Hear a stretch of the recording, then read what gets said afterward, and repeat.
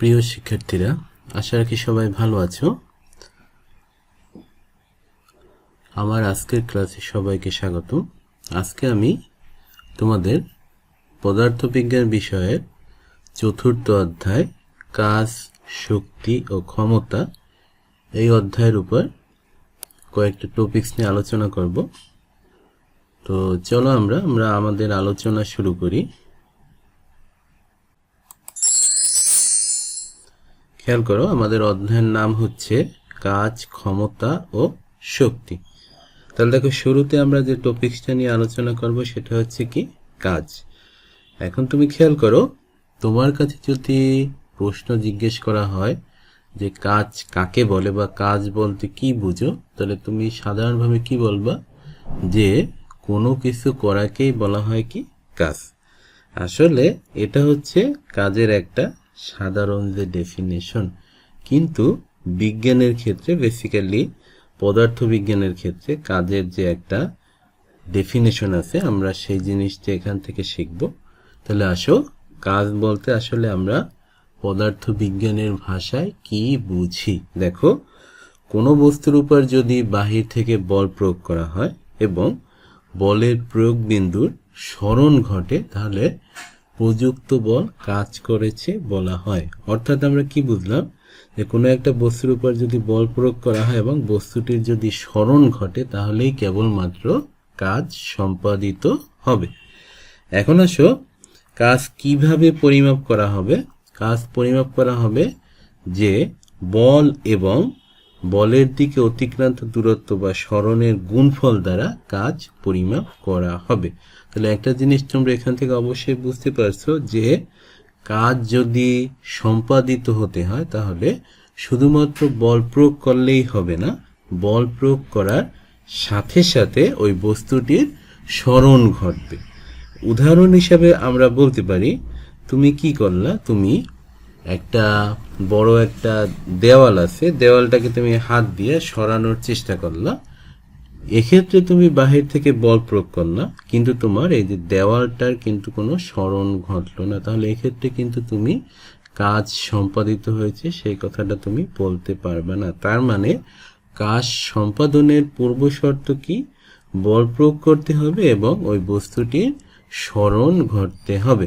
এখন আসো, কাজের একটা গাণিতিক রাশিমালা আছে, সেটা আমরা কিভাবে প্রতিপাদন করব। খেয়াল করো, এখানে ছবিটা খেয়াল করো। একটা বস্তু আছে যার ভর হচ্ছে m, তার উপর বাহির থেকে আমরা f পরিমাণ বল প্রয়োগ করলাম। এর ফলে কি হলো? বস্তুটির s পরিমাণ সরণ ঘটলো এবং বস্তুটি তার আদি অবস্থান থেকে এই অবস্থানে চলে গেল। তাহলে আমরা কি বলতে পারি? কৃতকাজ, যাকে ওয়ার্ক W দ্বারা প্রকাশ করা হয়। তাহলে কাজ ইকুয়াল টু কি? বল ইন্টু সরণ। তাহলে বল হচ্ছে F আর সরণ হচ্ছে S, তাহলে W ইকুয়াল টু FS। আবার আমরা বলতে পারি যে বল ইকুয়াল টু হচ্ছে কি? ভর ইন্টু ত্বরণ, অথবা ভর ইন্টু অভিকর্ষ ত্বরণ, অর্থাৎ F ইকুয়াল টু MA বা F ইকুয়াল টু mg। তাহলে আমরা W ইকুয়াল টু FS পাইলাম কি? কাজের গাণিতিক রাশিমালা। তাই F এর পরিবর্তে আমরা MA অথবা mg যদি বসাই, তাহলে কি হবে? W equal to FS equal to MAS বা mgs। এখন আসো, কাজ হচ্ছে কি? একটা স্কেলার রাশি। তোমরা অবশ্যই জানো যে স্কেলার রাশি হচ্ছে যে সকল ভৌত রাশি পরিমাপের জন্য কেবলমাত্র মান দরকার, কিন্তু দিকের কোনো দরকার নেই। তাহলে আমরা কি বুঝলাম? যে কাজ হচ্ছে একটা স্কেলার রাশি, অর্থাৎ কাজ পরিমাপের জন্য শুধুমাত্র মানের প্রয়োজন, কিন্তু কোনো দিকের প্রয়োজন নেই। এখন কাজ পরিমাপের একক হচ্ছে কি? জুল। তো একে যে দ্বারা প্রকাশ করা হয়। তো শিক্ষার্থীরা, এখানে আমরা কাজ কাকে বলে, কাজ পরিমাপের জন্য প্রয়োজনীয় যে গাণিতিক রাশিমালা, কাজ যে একটি স্কেলার রাশি, কাজ পরিমাপের একক কি, তাকে কি দ্বারা প্রকাশ করা হয়, এই জিনিসগুলো আমরা এখান থেকে বুঝলাম।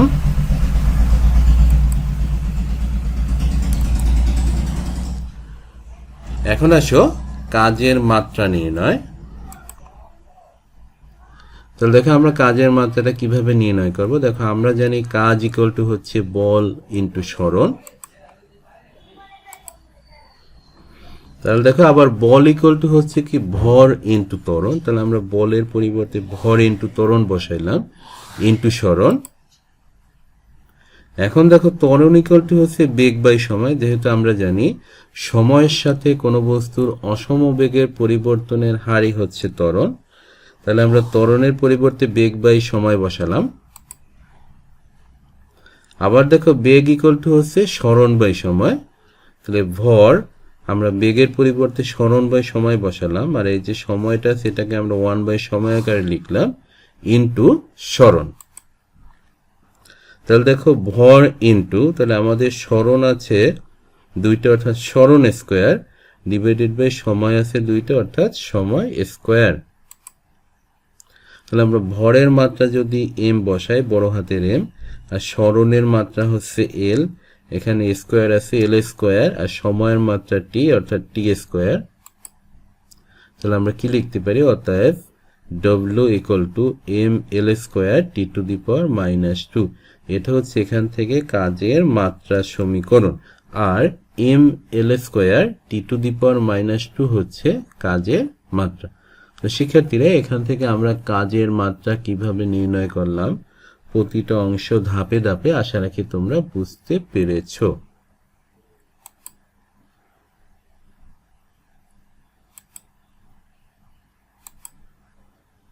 এখন আসে আমাদের আলোচ্য বিষয় হচ্ছে, আমরা ইতিপূর্বে বলেছি যে কাজ পরিমাপের একক হচ্ছে জুল।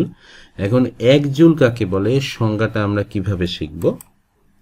তাহলে দেখো আমরা জানি যে কাজের গাণিতিক রাশিমালা W equal two F S.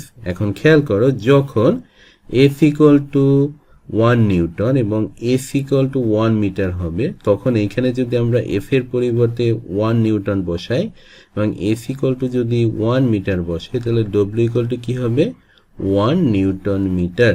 অর্থাৎ আমরা বলতে পারি কোনো বস্তুর উপর যদি 1 নিউটন বল ক্রিয়া করা হয় এবং বস্তুটির যদি 1 মিটার সরণ ঘটে, তাহলে যে পরিমাণ কাজ সম্পাদিত হবে তাকে বলা হবে কি 1 জুল। তাহলে প্রিয় শিক্ষার্থীরা খেয়াল করে, আমরা এখান থেকে 1 জুলের যে সংজ্ঞাটা তৈরি করলাম, এটা কিন্তু আমরা মুখস্থ করি নাই, এটা আমাদের যে গাণিতিক যে সম্পর্ক আছে সেখান থেকে আমরা তৈরি করছি। কারণ তোমরা নিজেরা যদি একটু বুঝতে পারো, এখান থেকে 1 জুলের সংজ্ঞাটা তোমরা নিজেরাই তৈরি করতে পারবে। আমাদের W equal two F S এই সম্পর্কটা আমরা জানি। এখানে আমরা এফ এর পরিবর্তে একক বল অর্থাৎ 1 নিউটন বল এবং এস এর পরিবর্তে একক সরণ অর্থাৎ 1 মিটার সরণ বসালাম, তাহলে আমাদের ডব্লিউ ইকুয়াল টু আসলো 1 নিউটন মিটার। এই কথাটাকে যদি আমরা ভাষাগতভাবে প্রকাশ করি তাহলে আমরা 1 জুলের সংজ্ঞাটা পাব। তাহলে এখানে দেখো আমরা কি বলছি, W equal to 1 newton metre. এই আর 1 নিউটন মিটারকে আমরা কি বলছি 1 জুল। তাহলে আমরা এখান থেকে এই সম্পর্কটা লিখতে পারি 1 জুল ইকুয়াল টু কত 1 নিউটন মিটার। এখন খেয়াল করে শিক্ষার্থীরা, তোমার কাছে যদি প্রশ্ন জিজ্ঞেস করা হয় যে তুমি 100 জুল কাজ বলতে কি বুঝবে, তাহলে আমরা এখান থেকে দেখো W equal two F S, F equal to যদি আমরা 1 নিউটন বসাই তাহলে এস ইকুয়াল টু আমরা 100 মিটার বসাবো।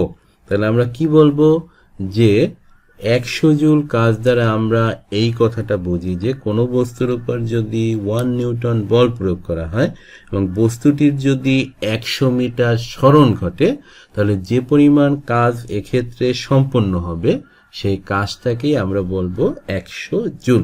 তো শিক্ষার্থীরা এখান থেকে আমরা যে কোনো পরিমাণে কাজ 1 joule, 5 joule, 10 joule, 100 joule, 1000 joule, 1.5 into 10 two the power 7 joule, যে কোনো পরিমাণ কাজের সংজ্ঞা আমরা এখান থেকে বলতে আমরা কি বুঝি সেটা আমরা দিতে পারবো।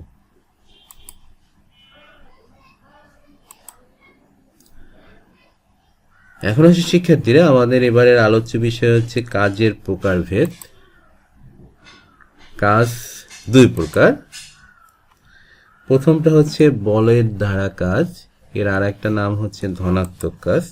তাহলে আমরা একটু বলের দ্বারা কাজ বলতে কি বুঝি সেটা একটু দেখবো। দেখো, যদি বল প্রয়োগের ফলে প্রযুক্ত বলের দিকে বস্তুটির সরণ ঘটে তাহলে সম্পন্ন কাজকে ধনাত্মক কাজ বা বলের দ্বারা কাজ বলে। অর্থাৎ এই কথাটাতে আমরা কি বুঝলাম, একটা বস্তুর উপর আমরা বাহির থেকে বল প্রয়োগ করলাম এবং ওই বস্তুটির সরণ ঘটলো বল যেদিকে প্রয়োগ করলাম সেদিকে। তাহলে এক্ষেত্রে এই ধরনের কাজকে আমরা কি কাজ বলবো? বলের দ্বারা কাজ বা ধনাত্মক কাজ। উদাহরণ হিসেবে খেয়াল করো, একটা কলমকে টেবিলের উপর হতে আমরা নিচে নামালে যে কাজ সম্পাদিত হবে তাকে আমরা বলবো এক্ষেত্রে বলের দ্বারা কাজের একটা উদাহরণ। কারণ কি, কলমটাকে তুমি যখন টেবিলের উপর হতে হাত দ্বারা নিচে নামাবে তখন তোমার এক্ষেত্রে অভিকর্ষ বল নিচের দিকে কাজ করতেছে, আর তোমার কলমটাকে তুমি সরাইছো অর্থাৎ সরানো ঘটছে নিচের দিকে, অর্থাৎ একই দিকে প্রযুক্ত বলের দিকে এক্ষেত্রে সরণ ঘটছে। তাই আমরা এই কাজটাকে বলতে পারি যে এটা হচ্ছে একটা বলের দ্বারা কাজের উদাহরণ।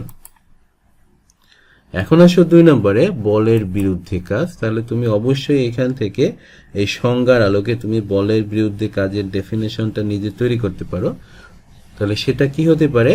যদি বল প্রয়োগের ফলে বস্তু প্রযুক্ত বলের বিপরীত দিকে সরে যায় বা তার সরণ ঘটে প্রযুক্ত বলের বিপরীত দিকে, তাহলে এক্ষেত্রে এই কাজটাকে আমরা বলবো বলের বিরুদ্ধে কাজ। তাহলে আমরা একটা উদাহরণ খেয়াল করি। একটা কলমকে আমরা যদি টেবিলের নিচ হতে অভিকর্ষ বলের বিরুদ্ধে টেবিলের উপরে উঠাই, তাহলে এক্ষেত্রে সম্পন্ন কাজটা কি হবে? বলের বিরুদ্ধে কাজ। তোমরা আগের যে উদাহরণ এবং এই উদাহরণের সাথে পার্থক্যটা বুঝতে পারতেছো। এক্ষেত্রে অভিকর্ষ বল নিচের দিকে কাজ করতেছে, আর আমরা কলমটাকে তার বিপরীত দিকে নিচ থেকে উপরের দিকে তুললাম। তাহলে সরণ ঘটলো প্রযুক্ত বলের বিপরীতে, তা আমরা এক্ষেত্রে এই কাজটাকে বলবো বলের বিরুদ্ধে কাজ।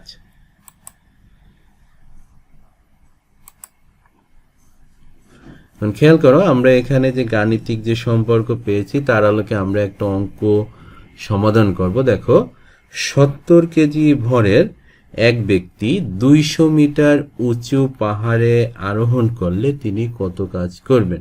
একটা লোক যার ভর হচ্ছে 70 কেজি, সে কি করছে? 200 মিটার একটা উঁচু পাহাড়ে উঠছেন। তাহলে এক্ষেত্রে কি পরিমাণ কাজ সম্পাদিত হবে আমরা সেটা বের করবো। দেখো, এখানে ব্যক্তির ভর m = কত? 70 কেজি। সরণ h = কত? 200 মিটার। তাহলে কাজ w = কত হবে? এটা আমরা বের করবো। এটা আমরা জানি না, এটা আমাদের কাছে অজানা। আমরা জানি যে w = fs, আবার f = আমরা কি বলছিলাম? mg। তাহলে আমরা লিখতে পারি w = mgs। তাহলে আমরা m এর পরিবর্তে 70 বসালাম, আর g অভিকর্ষ ত্বরণ, এটা আমরা জানি 9.8 মিটার/সেকেন্ড²। আর সরণ h এর পরিবর্তে আমরা 200 বসালাম। এটাকে যদি তোমরা ক্যালকুলেশন করো তাহলে আমরা w পাবো 1.372 × 10⁵ জুল। তাহলে আমরা দেখো এখানে যে অঙ্কটা আমরা সলভ করলাম, এক্ষেত্রে আমরা কাজের যে গাণিতিক যে সম্পর্ক w = fs বা w = mgs, এই সম্পর্কটাকে আমরা কাজে লাগালাম।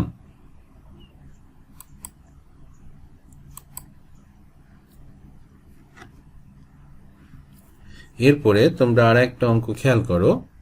তোমার ভর 50 কেজি, তুমি 10 তলা বিল্ডিং এর উপরে উঠেছো, তুমি কত কাজ করেছো এবং প্রতিটা তলার উচ্চতা দেওয়া আছে কত? 3 মিটার। অর্থাৎ তোমার ভর 50 কেজি, তুমি 10 তলায় একটা বিল্ডিং এর উপর উঠছে এবং এক্ষেত্রে প্রতিটা তলার উচ্চতা হচ্ছে 3 মিটার। সেক্ষেত্রে তুমি কত জুল বা কি পরিমাণ কাজ সম্পন্ন করছে এখান থেকে আমাদের সেটা বের করতে হবে। দেখো সমাধান, এখানে আমাদের কি কি ইনফরমেশন দেওয়া আছে। তোমার ভর m = 50 কেজি দেওয়া আছে, উচ্চতা বা সরণ h = দেখো প্রতি তলার উচ্চতা হচ্ছে 3 মিটার আর মোট তলা আছে 10টা, তাহলে মোট উচ্চতা কত হবে? 30 মিটার। তাহলে কাজ w = what, এটা আমরা বের করব। তাহলে দেখো আমরা জানি w = fs। আমরা সরণকে যদি h দ্বারা প্রতিস্থাপিত করি তাহলে w = fs এর স্থলে w = fs এটাও আমরা লিখতে পারি। তো =mgh। এখন আমাদের যে প্রাপ্ত মানগুলো সেগুলো আমরা বসাই দিই। m এর মান 50, g এর মান 9.8 আর h এর মান হচ্ছে 30। তাহলে এটাকে যদি আমরা ক্যালকুলেশন করি 14700 জুল।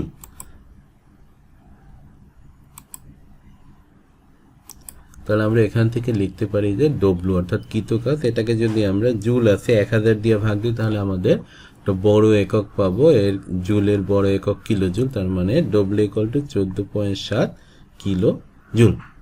তো শিক্ষার্থীরা, তো আশা রাখি আমার যে আজকে যতটুকু আলোচনা ছিল এটুকু তোমরা খুব ভালোভাবে বুঝতে পেরেছো, এবং এখানে কিছু হোমওয়ার্ক আছে এবং যে টপিকসগুলো নিয়ে আমরা আলোচনা করলাম সেটা তোমরা বাসায় নিজেরা প্র্যাকটিস করবে। তো সবাই ভালো থাকো, সুস্থ থাকো।